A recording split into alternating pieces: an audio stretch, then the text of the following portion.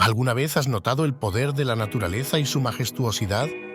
En Salmos 29 vemos cómo la voz de Dios se refleja en las tormentas. El trueno, el viento y la lluvia, todo orquesta divina. Estos elementos nos muestran la grandeza de su creación. Cada árbol que se quiebra, un recordatorio de su inmenso poder. La naturaleza canta y proclama la gloria del Señor. Observa y siente su presencia en cada rayo de sol. ¿Quieres conocer más sobre estos pasajes? Dale me gusta y suscríbete para más reflexiones.